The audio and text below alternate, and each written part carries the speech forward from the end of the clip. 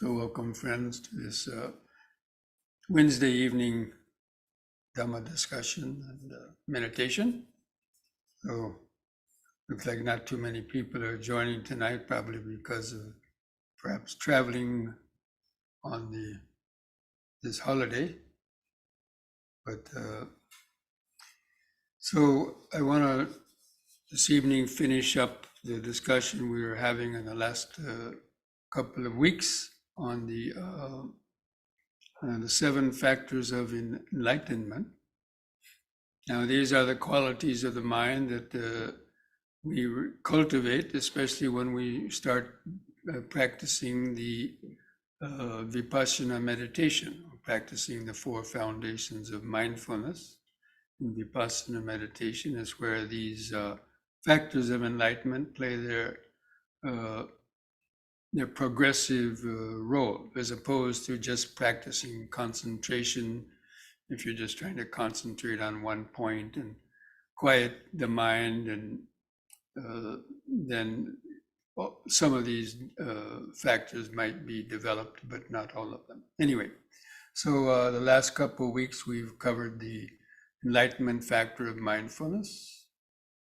And following, once you're mindful, mindfulness means being able to be aware from moment to moment what is coming through our body and mind. Now, if any of those objects cause trouble, we have to investigate them in terms of their impermanence, conditioning, and no self, in order for the mind to let go of those particular, whatever it might be, negative thoughts, pains, the hindrances, especially, of course. And then through that investigation, that gives you a lot of energy, because through investigation, things become more clear and the things make more sense when you start to examine the elements of our body and mind, and especially in terms of the five aggregates and impermanence, and especially seeing how quickly they come and go. And through that investigation, you get a lot of joy from that, because as you investigate, it's very similar to a scientist who's examining something under a microscope, and he keeps on turning up the power of the microscope, and he sees more and more details of what he's been looking at, and more subtle interactions between things. So he believes he's making progress in trying to understand whatever experiment or thing that he's observing. So the same way with the meditator, you get a lot of energy and joy through getting insights. So basically, the investigation of Dhamma is what gives insights, or sort of aha moments.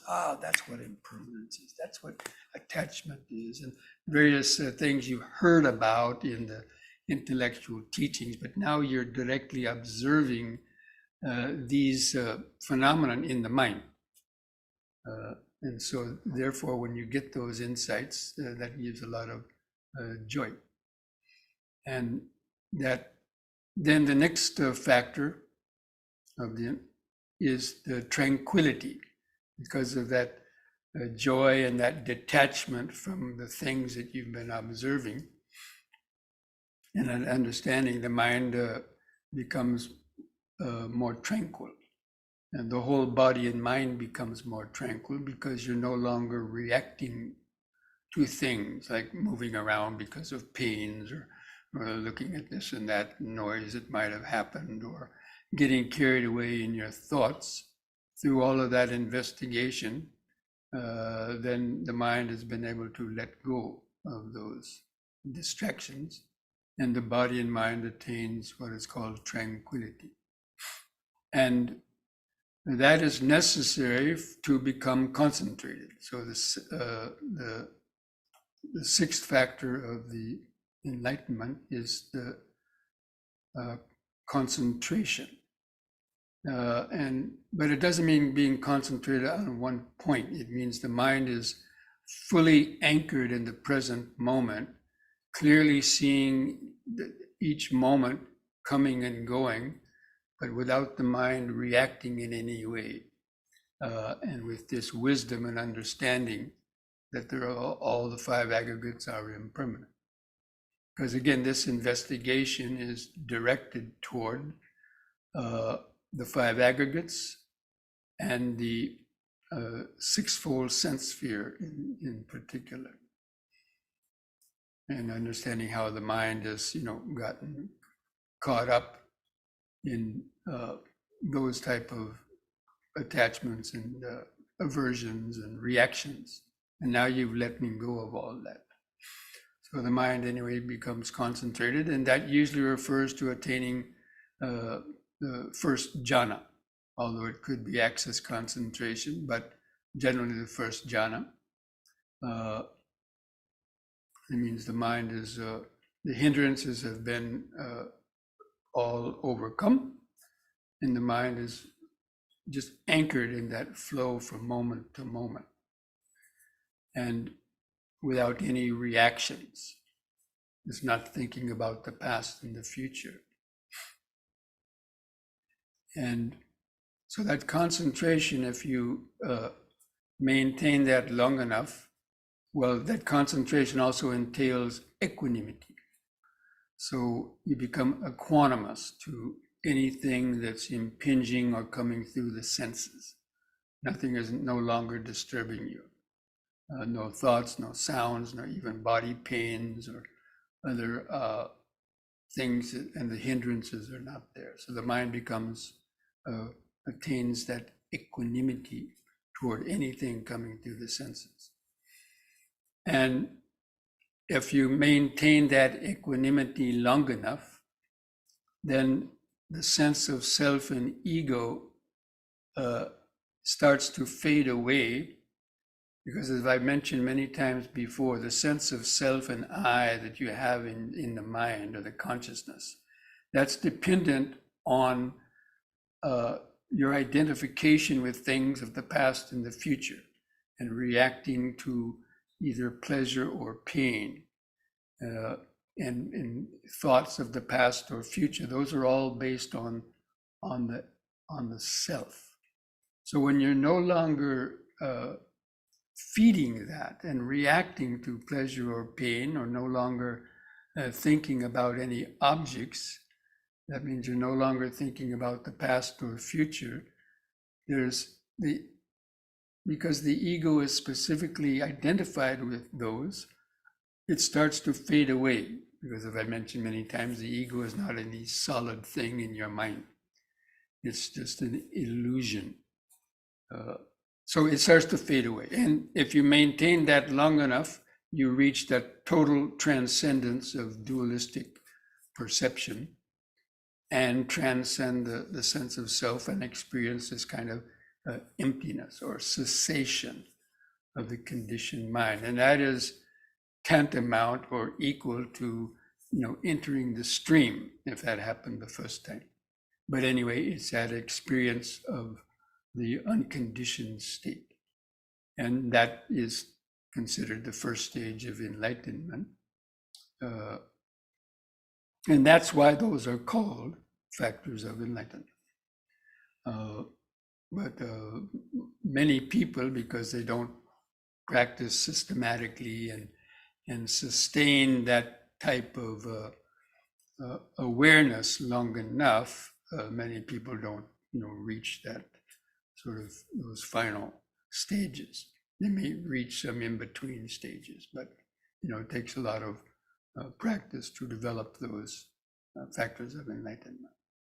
Now, those factors of enlightenment, can be developed in one meditation period. I mean, if you've already practiced them to a certain extent, in one meditation, as you're starting to develop that mindfulness, being aware of the, being centered and grounded in the breathing and body and paying attention and investigating, your understanding of anicca, dukkha, anatta is already, developed to some extent and have had some insights. So you can go through those factors of enlightenment in those kind of in that order, even in one meditation period. But generally, they are just gradually developed over basically probably years of practice. But it all depends on the strength of the concentration. That's the key factor, and the suppression of the hindrances. Okay, so I'm going to, having finished that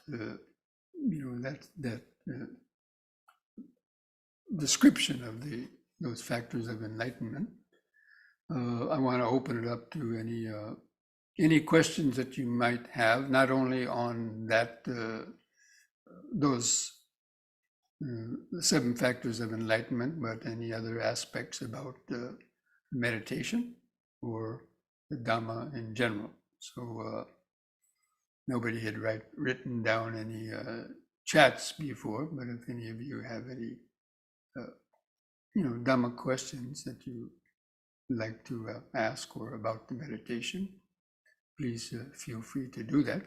You can unmute yourself. You can raise the yellow hand in that reactions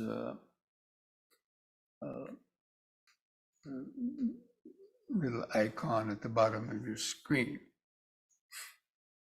Now, okay, it seems that there is one chat has come into the box, so let's check it out.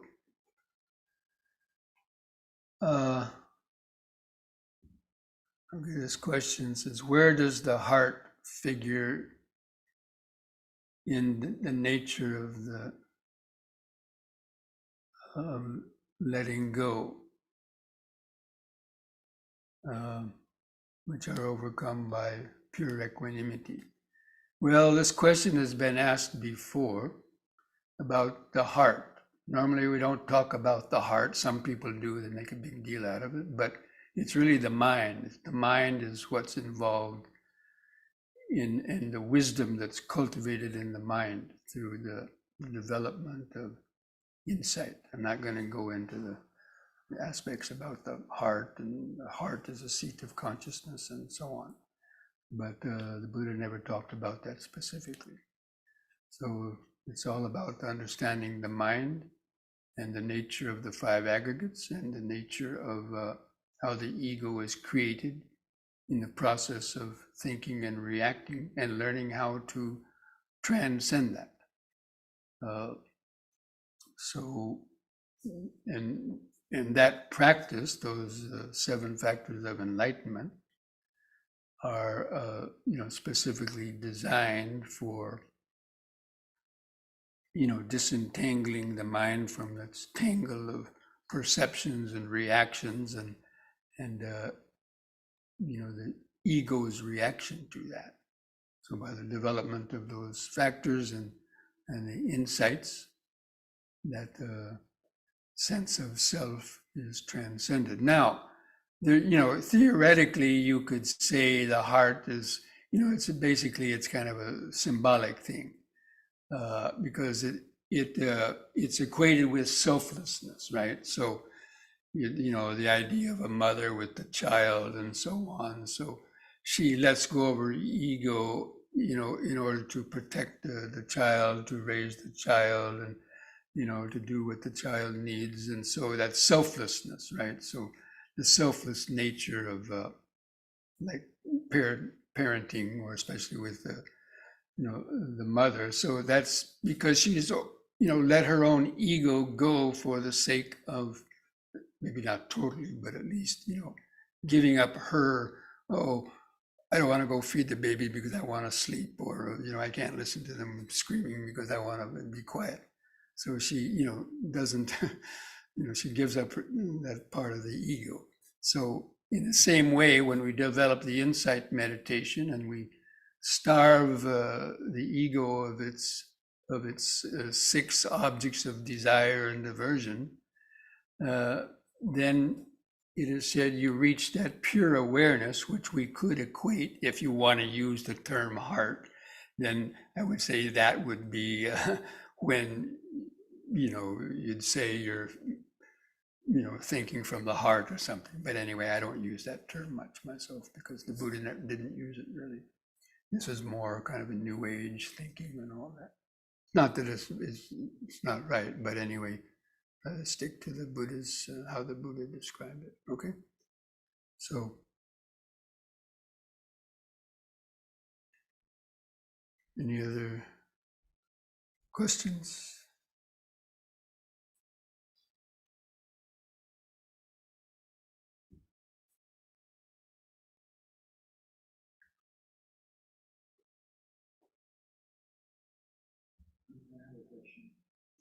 Okay, there's a question coming from somebody in our uh, in our room here.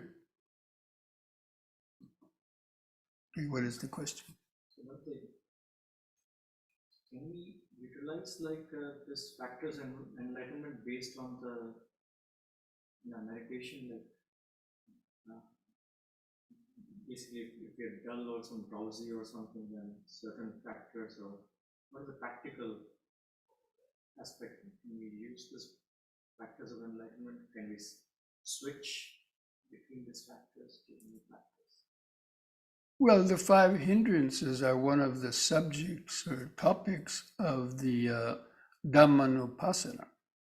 And, it's an object of mindfulness. So, when you start to get a little drowsy and you notice the head slouching and, the body slouching down, you've lost that sort of bright awareness, you have to be mindful of it. Sleepy, sleepy.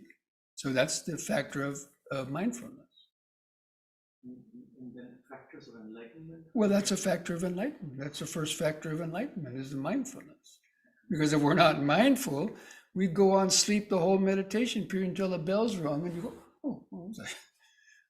So you have to be mindful of the five hindrances: sleepiness. And when the mind is starting to have sensual thoughts in it, okay, sensual desires arising, and you have to investigate it. You have to apply the appropriate antidotes.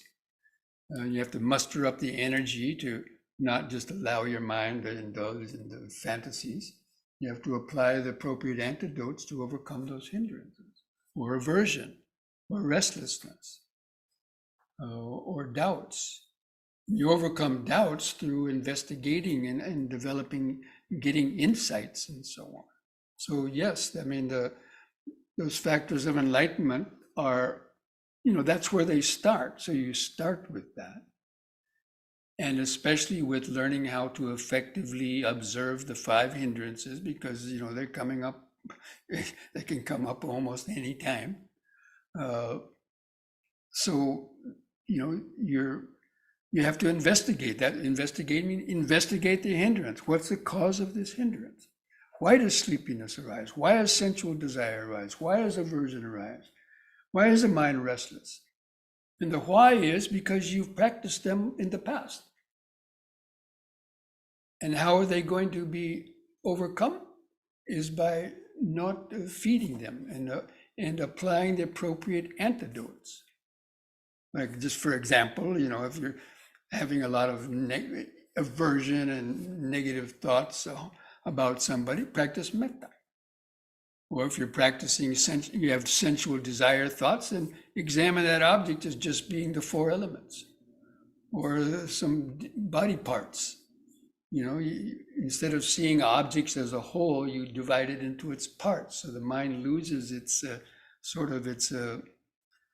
fascination with the marks of beauty. Now, the Buddha described these very precisely, in how to deal with these things. We've talked about them before. So that is where you're especially exercising mindfulness, investigation, and energy. And as you're applying those antidotes, you get happy because you see how, I overcome it. Yeah, they work. Those antidotes work. So you get joy. And then when the hindrances subside, you reach tranquility. And you become concentrated, because the hallmark of concentration is overcoming the hindrances. That's it. So they're there all the time.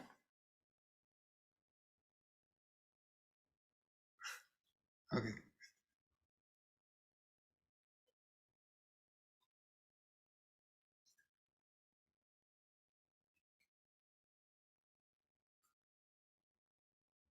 Any other questions? Don't feel shy.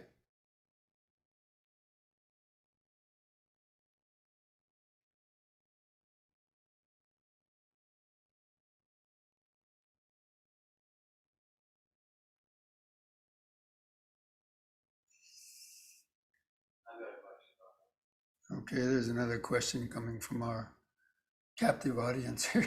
I've read that just before like the first moments of awakening, actually someone goes through like disenchantment where they realize that every sense perception is unsatisfactory.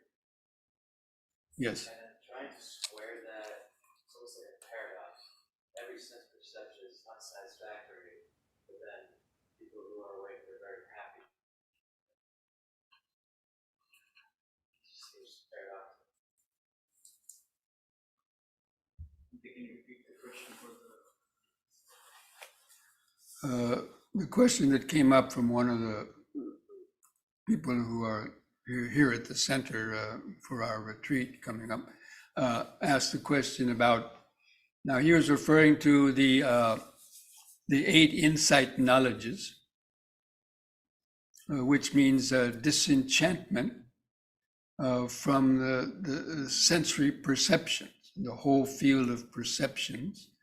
That's a ploy, that's a tactic that we use when you, in order to get the mind to let go of, the moment-to-moment sensory perceptions. Because when anytime you cling on to and want to, oh, what's that sound? What kind of bird is chirping?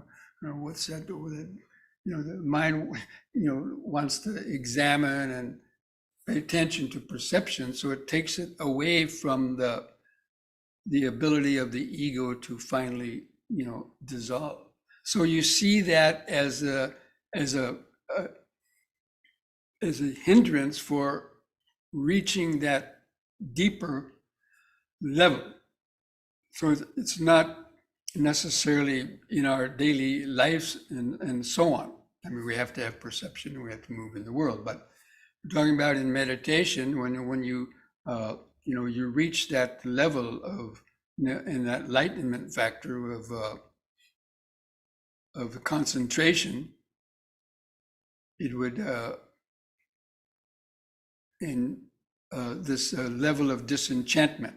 And I've covered the insight knowledges before. Maybe I'll go over them again next week, because it is directly related to the factors of enlightenment. But the fact that you have to lose disenchantment to either all the perceptions coming through the senses, because if you don't, you're not going to reach that final sort of flip of the mind from the conditioned to the unconditioned state.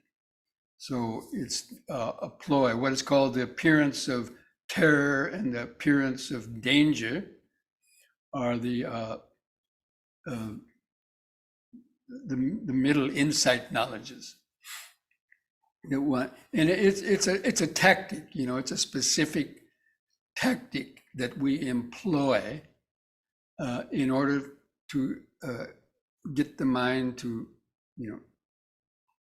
just follow each moment of arising and vanishing without the mind clinging on to it. So that's the important understanding from it. Especially if you read the descriptions of the appearance of terror and appearance of danger. These are just ways of, it's not that you're really terrified or afraid of these things. It's a mental attitude of you're no longer interested in following any of the perceptions because you want to reach a deeper level. So why enlightened people are happy even if they don't understand this perceptions real and because they've transcended the ego consciousness. And the perceptions no longer trap them. So you can have perceptions but not be sort of trapped by them. Because normally when you have the perception and you're clinging to the perception, desire and aversion is going to arise. Unless you're already in the fourth jhana, third or fourth jhana, where you have equanimity. But until then that danger of having the attachment and aversion to the perception is still there. Now the Arahant can have perception, but he's no longer attached to them because he's attained that level of enlightenment. And because the ego has been transcended. Of course, that only applies to an Arahant, not the lower stages of enlightenment. So even a stream entry is still going to have attachment and aversions. They haven't overcome greed or aversion. So those lower levels, the stream enterer and even the once returner, they're going to still have attachment and aversions and clinging to perceptions, but it's not going to cause them to make any serious negative karma and to do it, break any of the precepts or, do other things, any negative types of karma, but they, because they're still not totally liberated. But their minds would be happy because the happiness comes from freedom from guilt, worry, remorse, and fear. And that comes through practicing the precepts. And also when you experience the weakening of the ego, even at each of those stages, the ego is like a burden, We're always concerned with myself, and I like that. It's a heavy burden. But when, even the first stage, when you overcome that personality belief, you still have the sense of I, but now you know it's an illusion, so you don't take it so serious. Before, people are very serious. Their ideas and their opinions. I'm right and they're wrong, and we're caught up in all that. That's a burden, a heavy burden. So with each of those stages of entering the stream, I usually give the example of, let's say you had 4 50-pound bags of concrete, 2 on each shoulder, and you were carrying them around. It'd be a heavy burden, right? But if somebody comes by and pushes one of them off, then you'd feel a little bit lighter, right? And if somebody pushes off another one, you'd feel even lighter. And if somebody pushes off the third one, you'd feel very light. Compared to 100 pounds, you're only 25 pounds. So that is due to that's how the ego gets cut at each stage of the enlightenment until finally the last stage, and the last 25% is overcome. And it's that elimination of the ego that brings the happiness, because it's no longer burdened by that. And it can freely interact with anything without judgment. I don't like that. The mind gets free from all that. So it becomes happy. So at each of those stages, that happiness increases. Did that answer your question? Yeah, no, that was great. So disenchantment is a momentary tactic.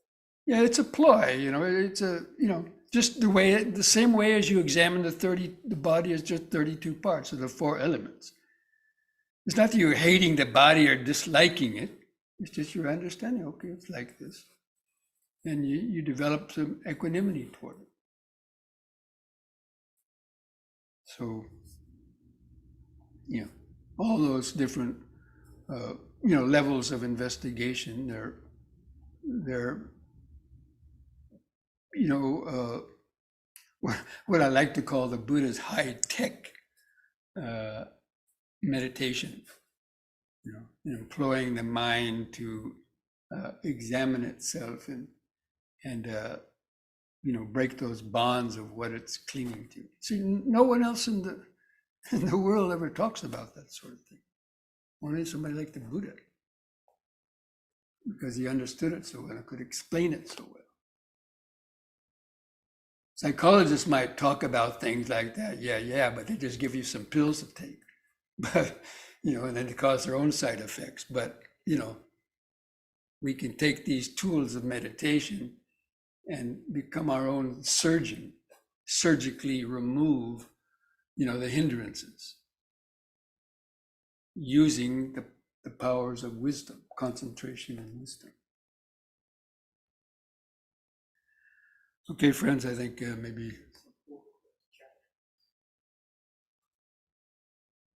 so many more chats came.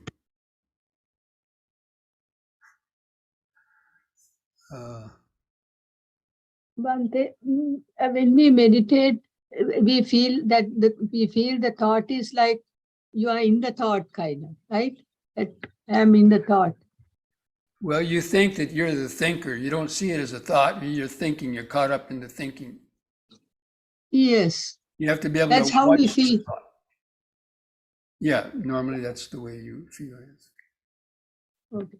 That's why you have to see the thoughts objectively, just like you would watch the body. That's why I always have you, in our practice, just be aware of the outline of the body, just sitting, breathing. You're watching the body sitting and breathing. When a thought comes up, you're watching the thought. Oh, the thought about my mother floats by, or the thought about yesterday comes by. You can see them more objectively like that, rather than getting lost into them as you being the antagonist or protagonist about that thought.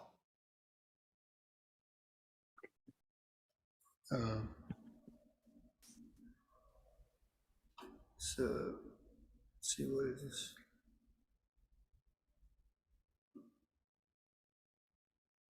There's one comment. In the Buddha's time, the mind was placed in the heart. Who says?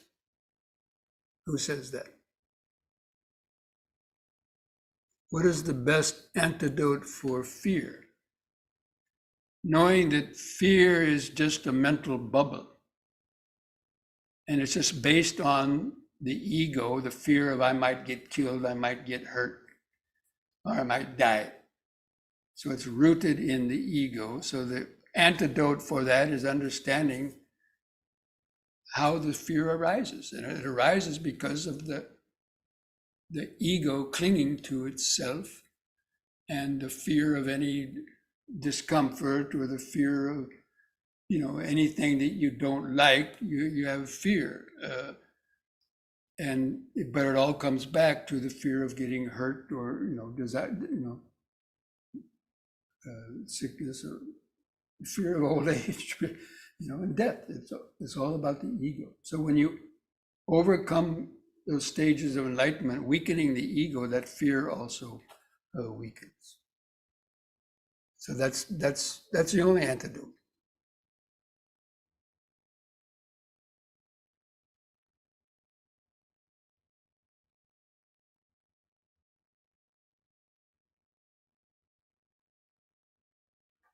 Okay, here's a question. Is equanimity in the four Brahma Viharas the same as equanimity in the jhanas?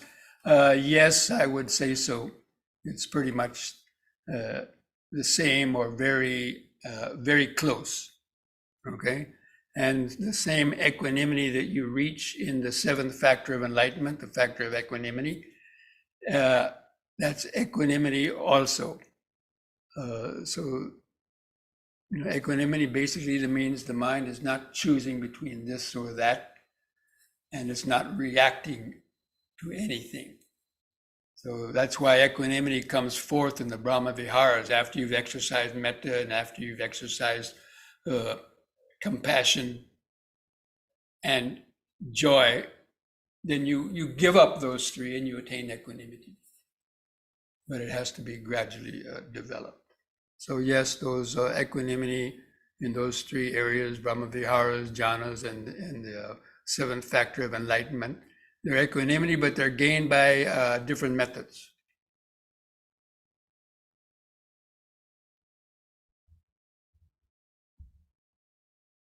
You align your back, and spine, and the back of the head in a straight line.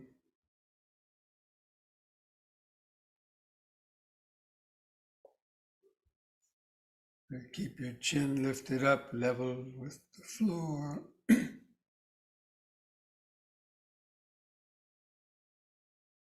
Imagine you are balancing a tall stack of books on top of the head. Keep the chin lifted up, level. Gently close the eyes. Just feel the eyes in the socket. The eyelid stretched over the eyeball.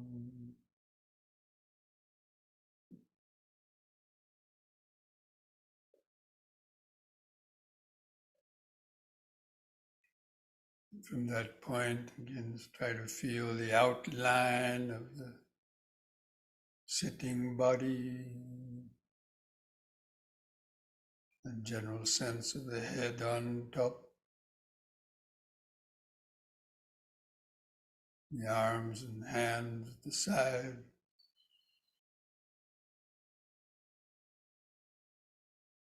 clothing touching the shoulders and chest.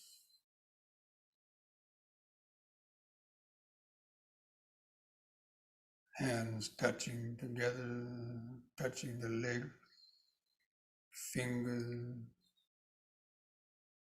Try to feel the subtle pulsations in hands and fingers.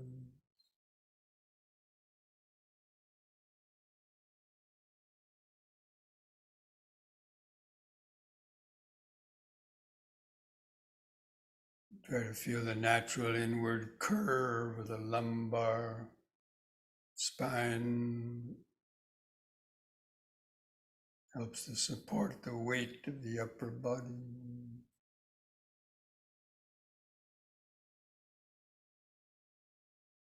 Prevent sleeping.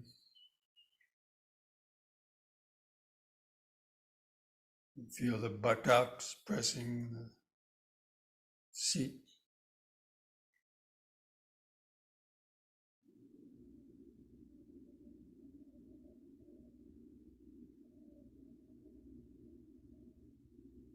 Feel that hardness or pressure where the buttocks press the seat.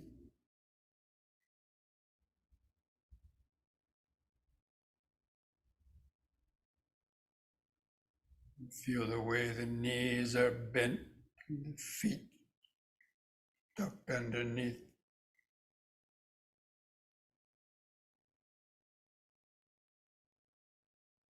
Feel your feet and toes.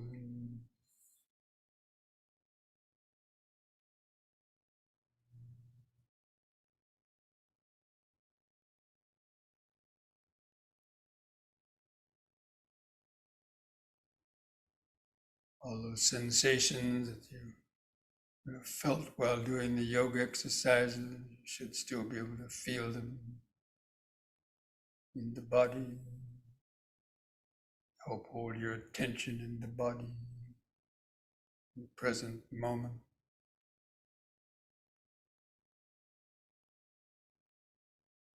Just remember sitting.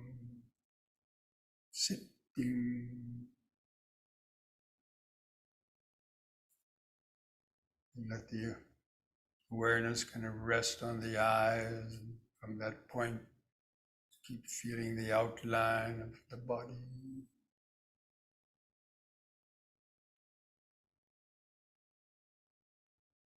Mindfulness of the body.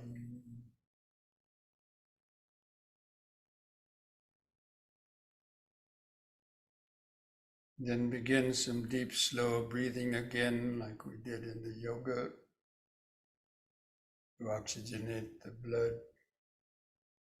Try to take 2 or 3 or 4 seconds to breathe in, holding the air in 2 or 3 seconds. Feel the pause.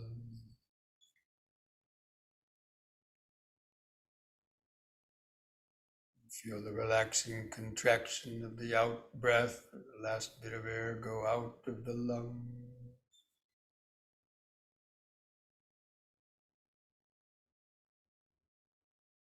It's cultivating this basic mindfulness.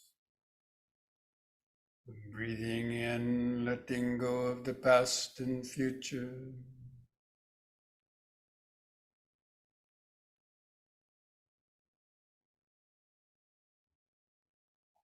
Breathing out, sitting here and now.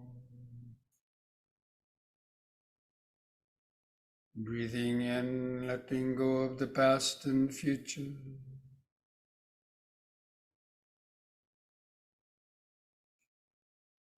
Breathing out, sitting here and now.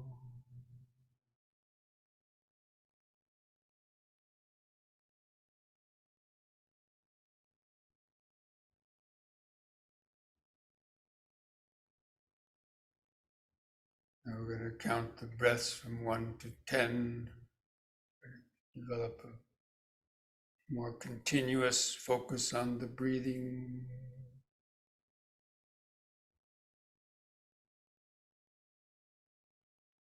With the next incoming, expanding in breath, mentally count 1.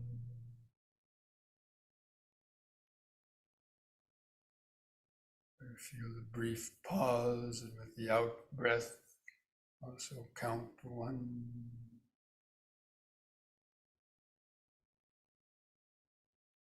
Next in breath, 2.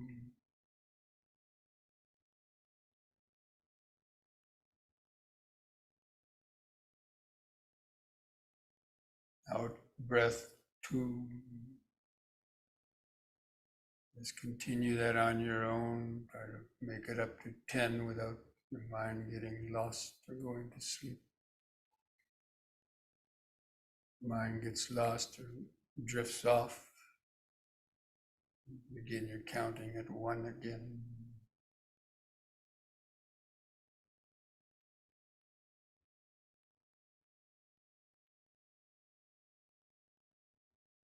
Or just simply maintain awareness of breathing in, sitting, breathing out, sitting.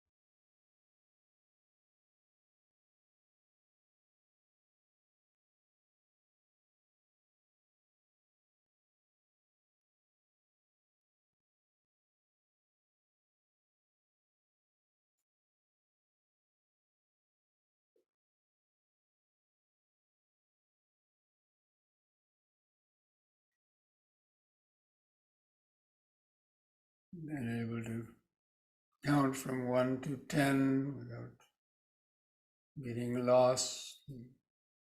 Discontinue the counting. Just remain mindful of the breathing. Knowing when the breath is coming in. Knowing when the breath is going out. Wherever you feel the breathing the most clearly, where it's in the nostrils or the abdomen, chest.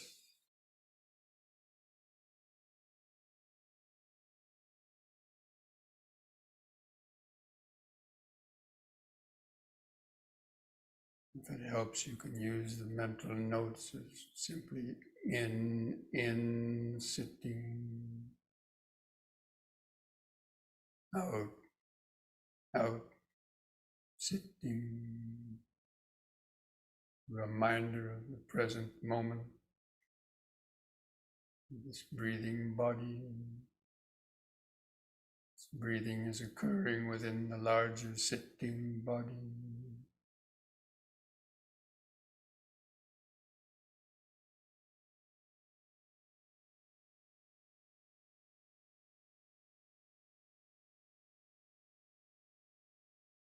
Developing the enlightenment factor of mindfulness.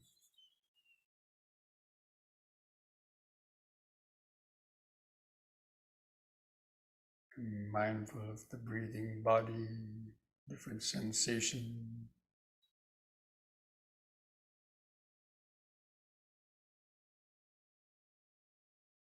Breath by breath, moment by moment.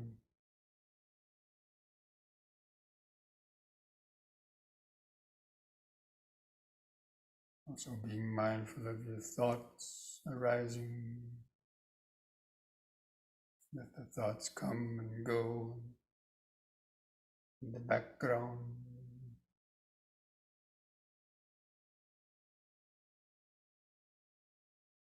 Stay anchored to the breathing, sitting and breathing.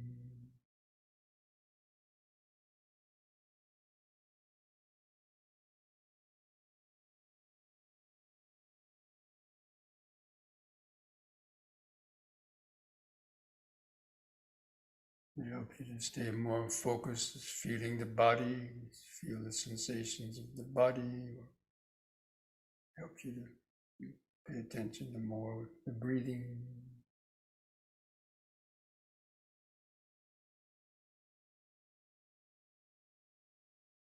Being alert for the hindrances arising.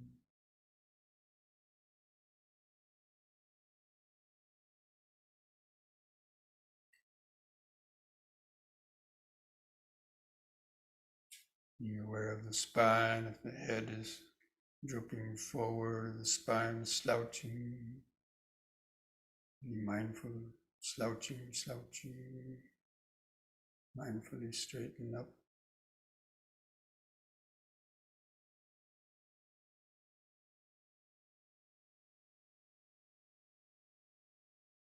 Understand that a slouching spine dulls the awareness. That's investigation.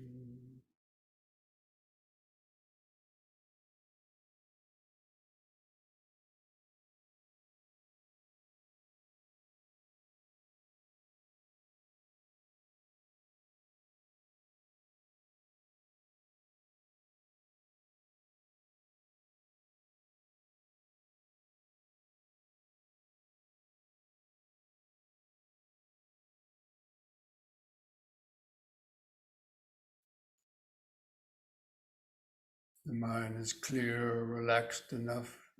Be aware of how quickly the different sensations are just coming and going one after another. Sensations of breathing or other sensations in the body.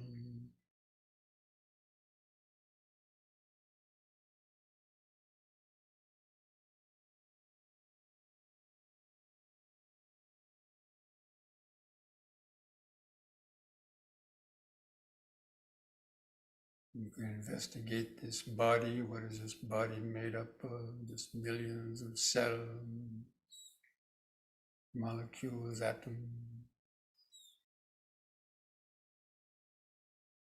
vibrating, interacting, keeping this body alive. It's part of the investigation of the body.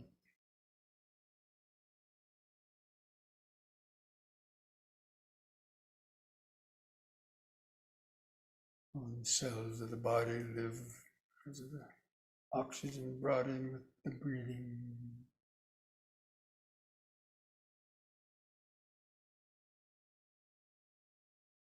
Pumped out in the body by the heart beating.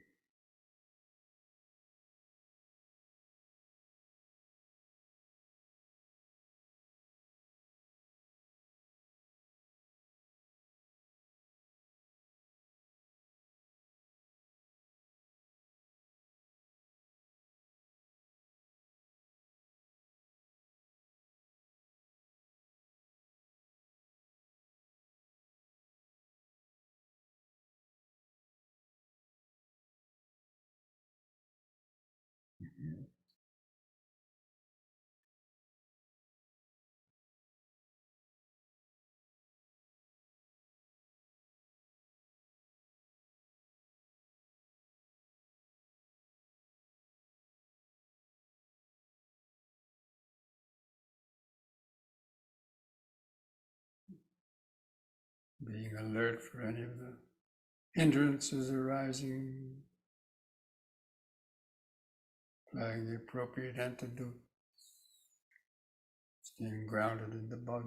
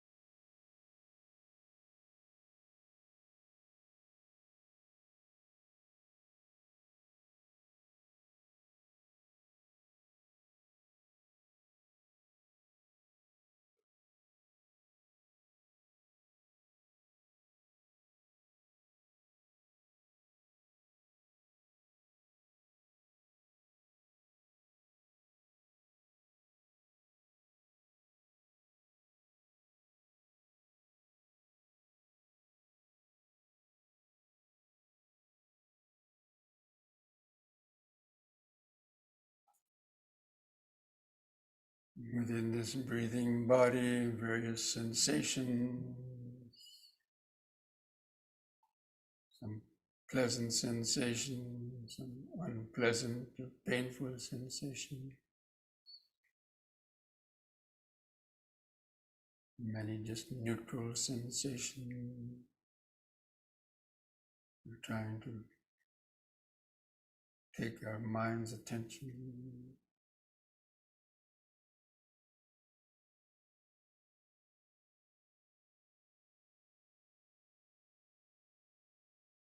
All these sensations are impermanent.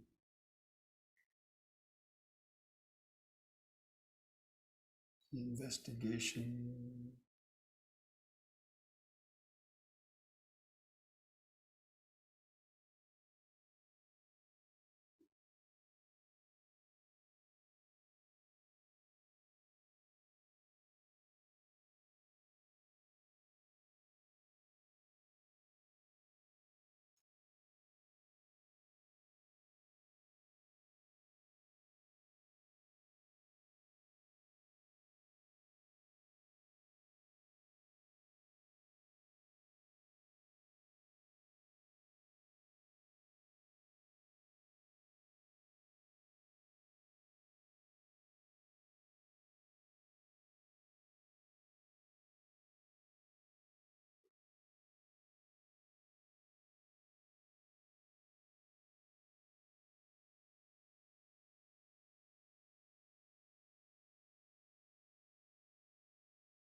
Even the sense of ourself, the I or the me, the thought of I or me is just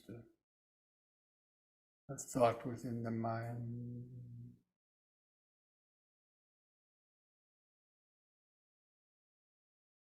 It's not any permanent entity. It's investigation of the self.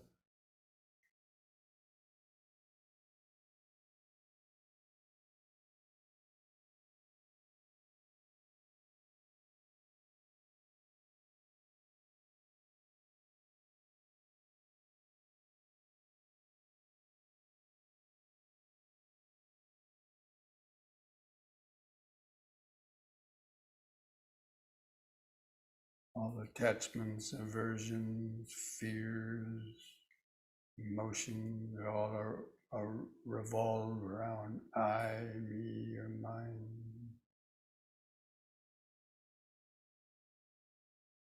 It's essentially just a mental illusion created within the mind. That's how you investigate the mind and consciousness.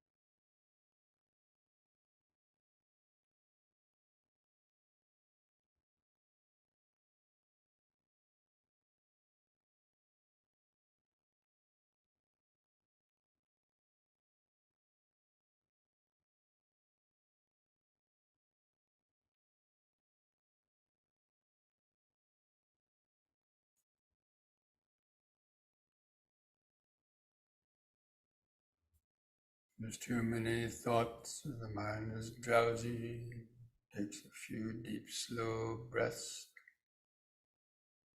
help stay more awake, grounded in the body.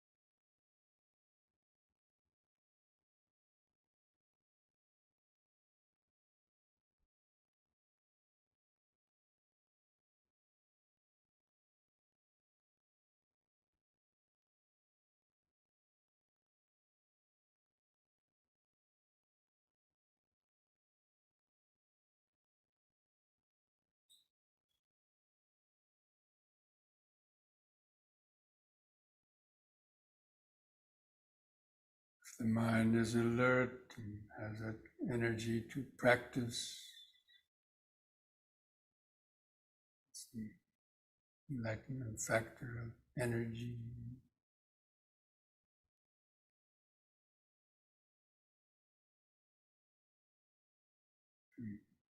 Making some progress or getting insights, or the mind is happy. It's the factor of joy.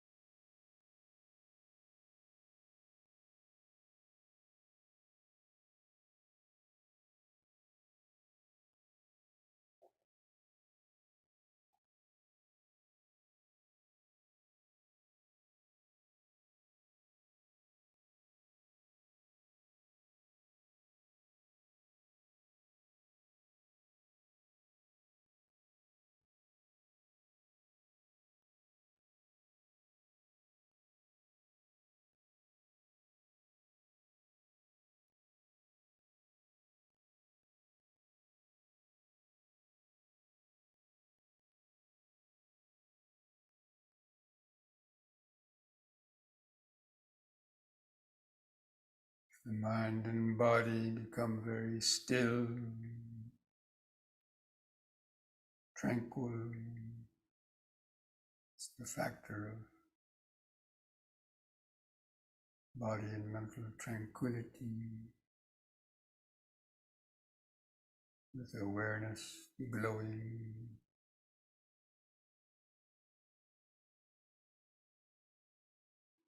Moment by moment.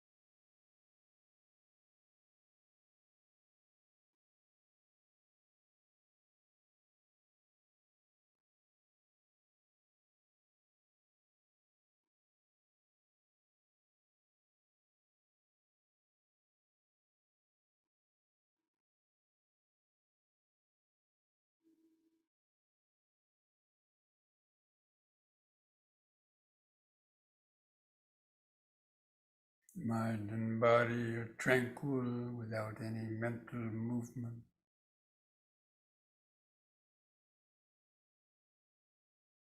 That's the concentration.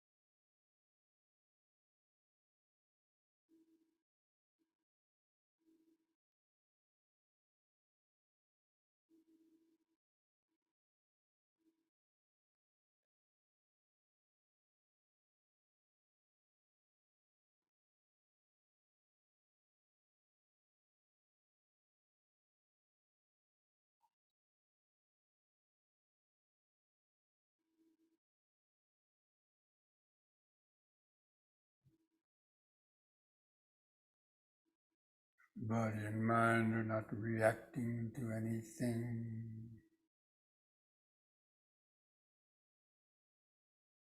Perfectly still. That's the equanimity.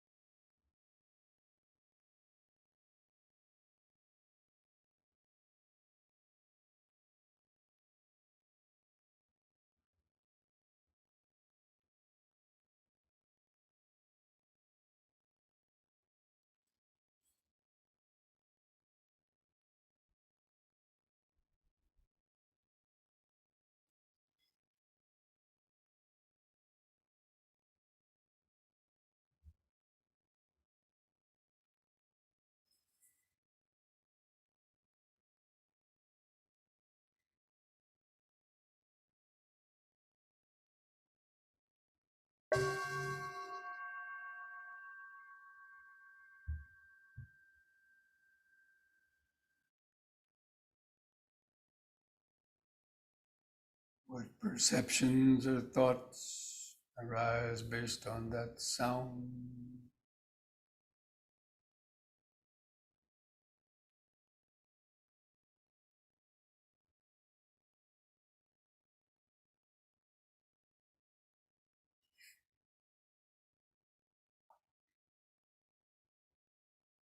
Sabbe sankara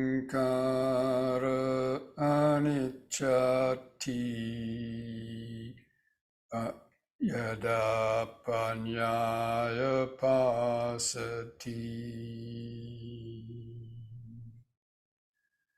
atanibindati dukhi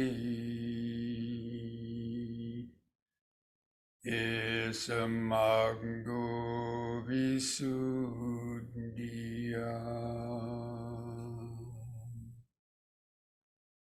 dukkhapatta ca nidukkha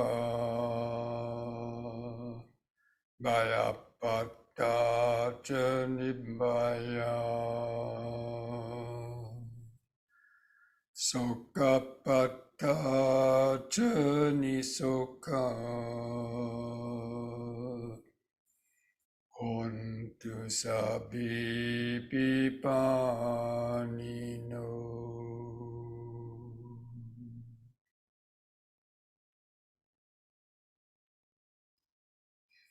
All conditioned things, the five aggregates of this body, mind, and world are impermanent. They arise only to last briefly and then vanish. When one sees this with the eye of wisdom, one becomes disenchanted with suffering.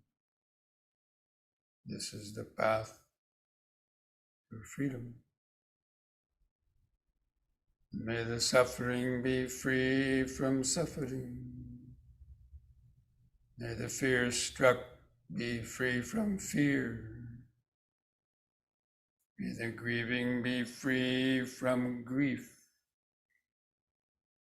In this way, may all beings live with mindfulness and wisdom. Thus spoke the Buddha.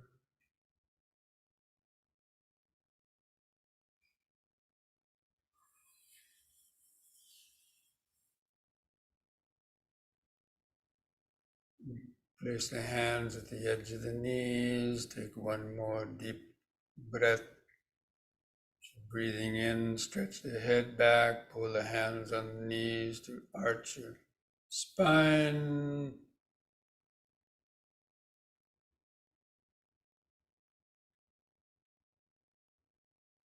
Lift the head up on an in-breath. On the out-breath, press the chin to the top of the chest to stretch the neck vertebra.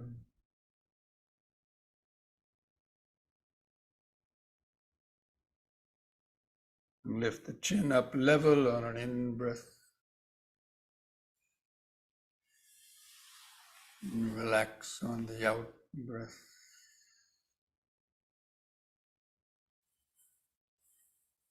I invite you to join in chanting the word sadhu 3 times. Either chanting on a long out-breath, feeling those vibrations in your body and mind. Take a deep breath.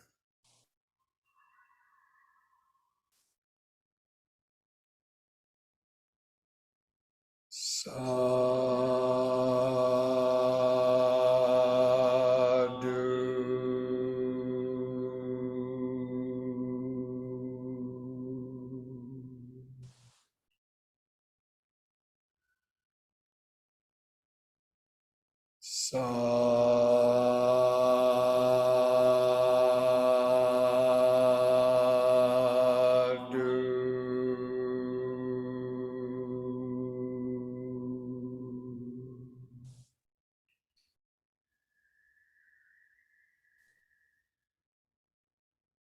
Sadhu.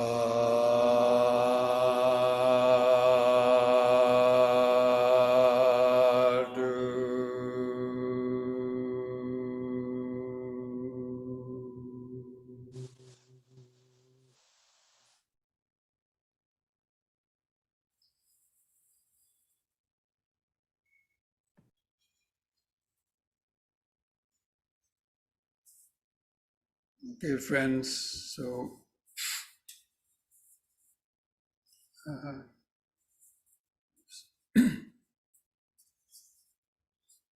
tomorrow is Thanksgiving, and so try to maintain your mindfulness if you're having any reunions or dinners with your family members, or, around family table, people tend to, get caught up in gossiping and complaining and this and that. So that happens, try to maintain your mindfulness, not get caught up into any negative types of